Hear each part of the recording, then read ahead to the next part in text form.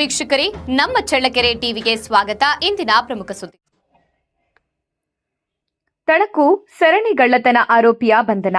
ಕಳೆದ ವಾರ ನಡೆದ ತಳಕು ಸರಣಿ ಅಂಗಡಿ ಕಳ್ಳತನ ಆರೋಪಿಯನ್ನ ತಳಕು ಪೊಲೀಸರು ಬಂಧಿಸಿದ್ದಾರೆ. ಜಿಲ್ಲಾ ಪೊಲೀಸ್ ಅಧೀಕ್ಷಕರಾದ ರಂಜಿತ್ ಕುಮಾರ್ ಭಂಡಾರು ಅವರ ಆದೇಶದಂತೆ ಡಿವೈಎಸ್ಪಿ ಸತ್ಯನಾರಾಯಣ ರಾವ್ ಮತ್ತು ಸಿಪಿಐ ಹನುಮಂತಪ್ಪ ಎಂ ಶಿರೇಹಳ್ಳಿ ಅವರ ಮಾರ್ಗದರ್ಶನದಲ್ಲಿ ತಳಕು ಠಾಣಾ ಪಿಎಸ್ಐ ಮತ್ತು ಸಿಬ್ಬಂದಿಗಳು ಪಂಡ್ರಹಳ್ಳಿ ಬಾಲರಾಜು ಎಂಬ ವ್ಯಕ್ತಿಯನ್ನ ದಸ್ತಗಿರಿ ಮಾಡಿ 13,000 ರು ನಗದು ಹಣ ಮತ್ತು 50 ಪ್ಯಾಕ್ ವಿಮಲ್ ಗುಟ್ಕಾಗಳನ್ನು ಹಾಗೂ ಕಳ್ಳತನ ಮಾಡಲು ಬಳಸಿದ ಆಯುಧಗಳನ್ನು ವಶಕ್ಕೆ ಪಡೆದು ನ್ಯಾಯಾಲಯಕ್ಕೆ ಹಾಜರುಪಡಿಸಲಾಗಿದೆ.